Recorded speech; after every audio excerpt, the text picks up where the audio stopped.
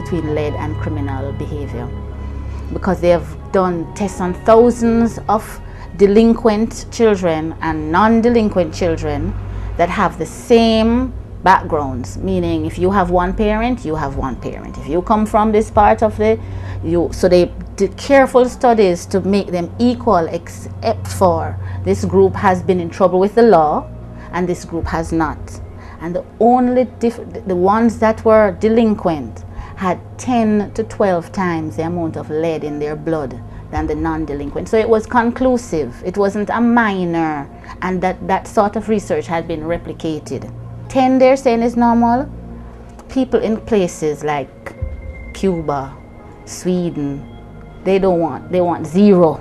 We have had children with 200 and are living, and that's what they tell me, like, oh, he should have been dead, but look, she's living, she's going to school, so we're strong, you know, we can take it. They're getting punished, tortured, abused, parents abusing them daily. They don't understand why they don't listen, why they behave this way, why you're rude.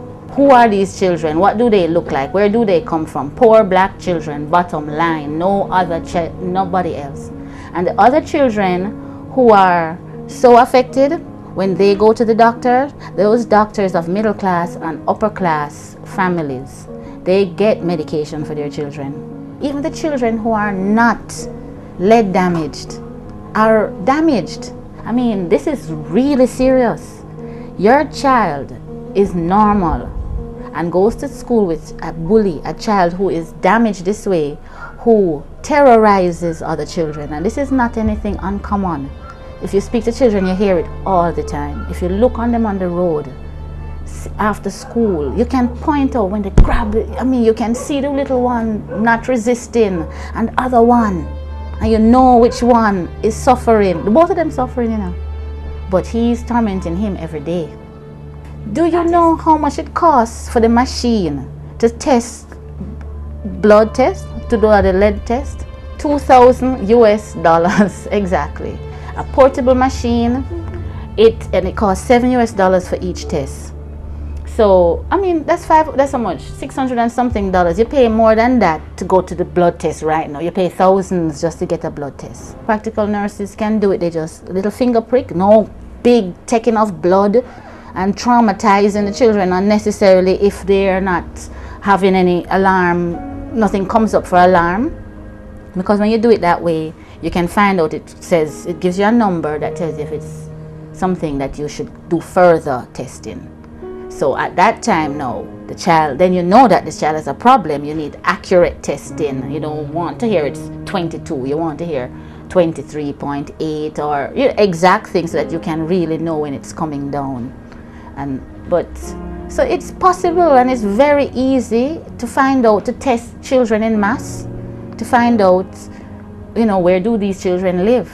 Then you find out where they live, then it's kind of easier now to locate the areas that may be contaminating these children. And then when you find out that most of them are failing in school, who live all on this road, and you can't even go down this road because border on this side, you know what I mean? Because they're just fighting each other. So probably, if that wasn't there, they would see that there's nothing to fight over.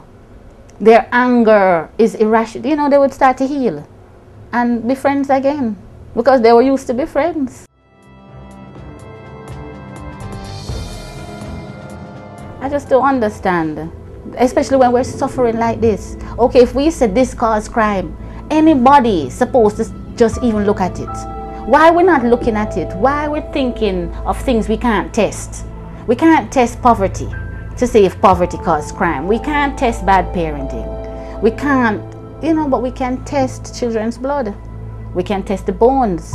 And that doesn't mean cutting into your bone. That means just putting an instrument on the outside of your foot and you sit down for a few minutes. It reads like a textbook. Let me just put it that way. When you read it, when you read the symptoms caused by lead poisoning, and you talk to people who children suffer with behavior problems, it's bad. And when you talk to the police and you hear what they face, it reads just like the criminology books that I read that talk about, because it takes you into the science of crime, because there's a science to it. The brain, a lot of criminals have damaged brain, and if it's caused by something that can be treated, then it's preventable. The only thing that's holding us back is crime, nothing else, and the intelligence of our people. This is actually a study that was done where they have linked the change in the variation in the crime rate, violent crime rate, and teenage pregnancy. So before lead, this is in America, right?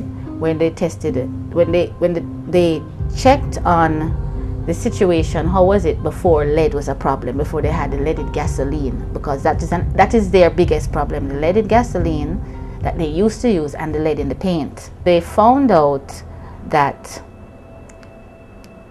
the change in the teenage pregnancy that occurred after lead became an issue, lead could account for 90% of the change, not 10, not 20, 90%. So if the teenage pregnancy rate was 2% before lead was a factor and it moved to 40%, 90% of that change is accountable to lead.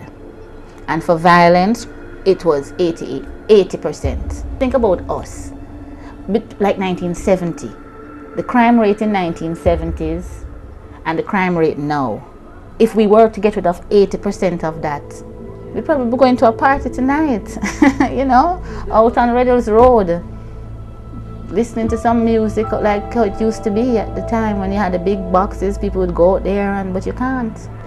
And that affects economic activity, it affects all the social institutions, from your family, your school, your health centers, it just impacts greatly. It's a burden that the whole society, I mean, we have lost so much, apart from how many young people, I mean, and the brains of the ones that are now here.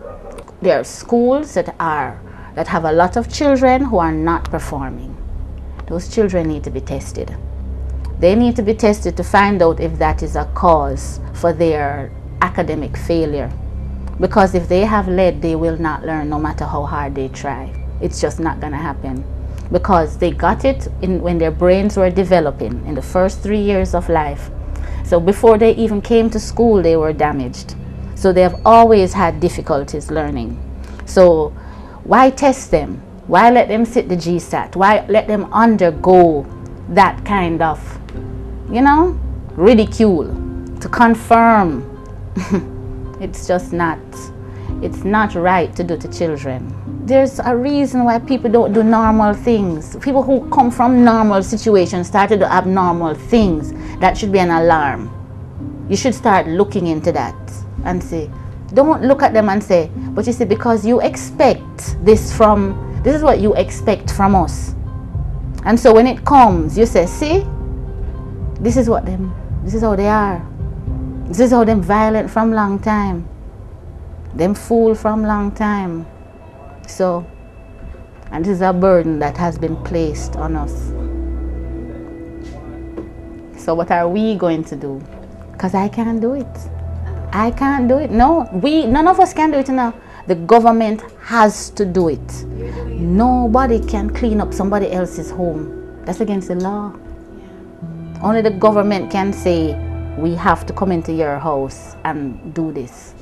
So let's hope that we agitate. And if we know and press for our children to be tested, the ones who we are concerned about, then they will start to have testing facilities in Jamaica. They will license these labs to test instead of telling people they have to send the blood to North America, cost them $50 US. Yes, plus the lab fee here. That's what, when I called, when the guy told me that they lost the blood, so I started to call the labs to say, okay, I need to have my blood test. What? And they started to quote me in US dollars. So I said, I can't do it here?